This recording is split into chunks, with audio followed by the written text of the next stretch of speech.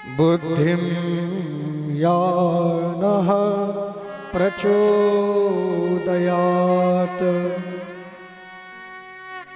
बुद्धि गायत्री के माध्यम से आरंभ किया। इस समस्त संसार में जो भी कुछ चेतनता है आपके भीतर, हमारे अंदर, देवताओं के अंदर, प्रकृति के अंदर तक चेतनता जो है ना, वो भगवती का स्वरूप है। भगवती ही चेतनता के रूप में विराजमान होती है। तो जैसे सूर्य के पास प्रकाश है, जो तेज है, वो भगवती का स्वरूप है। वायु में जो शीतलता है वो भगवती का स्वरूप है। हिम में, बर्फ में जो शीतलता है वो भगवती का स्वरूप है। भगवती की कृपा से हमारी ये दुनिया चल रही है। भगवती ना अगर ध्यान ना दे तो हम एक मिनट, एक सेकंड और माइनर सेकंड भी नहीं जी सकते। ये सत्यता है। तो चैतन्यता भगवती का स्वरूप है। हमारे शरीर से यदि वही चेतनता बाहर आ जाए तो निराधार वृक्ष की भांति अचेतन होकर के हम गिर पड़ेंगे। प्राण रहित यह शरीर हो जाएगा। तो जो चेतना शक्ति है, सर्व चैतन्य रूपां ताम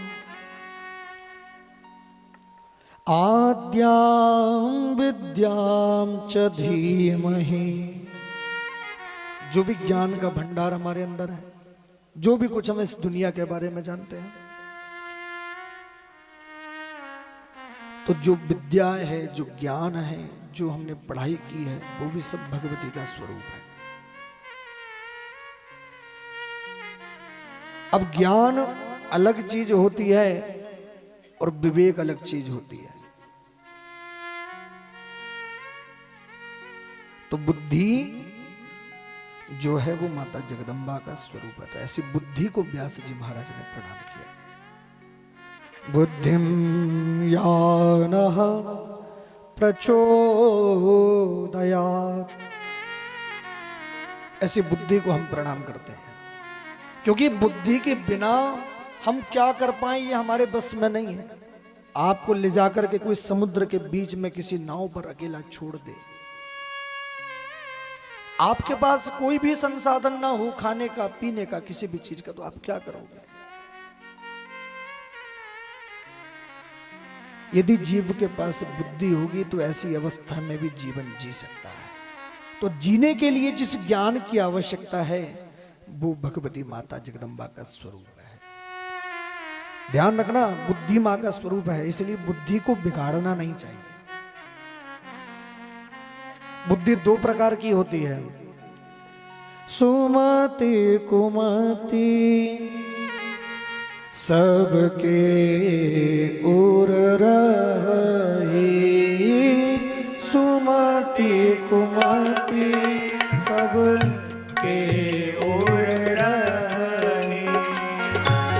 नाथ पुराण निगम अस कही। नाथ पुराण निगम अस कही। जहाँ सुमति तह संपत्ति नाना। जहाँ सुमति तहाँ संपत्ति नाना। जहाँ कुमति तहाँ विपत निदाना। जहाँ कुमति तहाँ विपत्ति निदाना। जहाँ कुमति तहाँ विपत निदाना।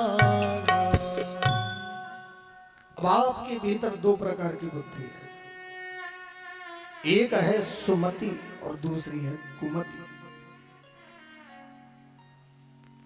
हमारा मन कभी कभी बोलता है कि हम किसी को आनंद दें, किसी के प्रति अच्छे भाव रखें। तो जिस दिन आनंद देने का मन किया, आपके भीतर ही नंद बाबा का प्रागट्य हो गया। किसी दिन किसी को यश देने का मन किया तो यशोदा प्रकट हो गई। किसी के बच्चों को देख करके चिढ़ हो गई तो आपके भीतर पूतना प्रकट हो गई। पूतना और क्या है, वही तो है। तो ये सब आपके अंदर है, सुमति कुमति दोनों, और ये मां का स्वरूप है। जो इस मति को बिगाड़ता है ना, इसको या तो सुमति बनाता है या कुमति बनाता है, तो वो भी पाप का भागी है, वो सबसे बड़ा पाप है। व्यास जी महाराज ने कहा है, अष्टादश पुराणेषु व्यासस्य वचनद्वयम्। पाप और पुण्य की परिभाषा बहुत छोटे शब्दों में, परोपकाराय पुण्याय पापाय परिपीडनम्। आपने किसी के लिए कुछ अच्छा सोचा, कुछ अच्छा किया तो वो पुण्य है, और किसी के लिए यदि कोई गलत विचार मन में आ गया, किसी को हमने मन से भी पीड़ा दे दी, पापाय परिपीडनम, किसी का मन भी हमने दुखी कर दिया, शरीर की तो छोड़ो, तो पाप हो गया महाराज। बोलिए जय माता दी। तो इसलिए बुद्धि को कभी बिगाड़ना नहीं चाहिए।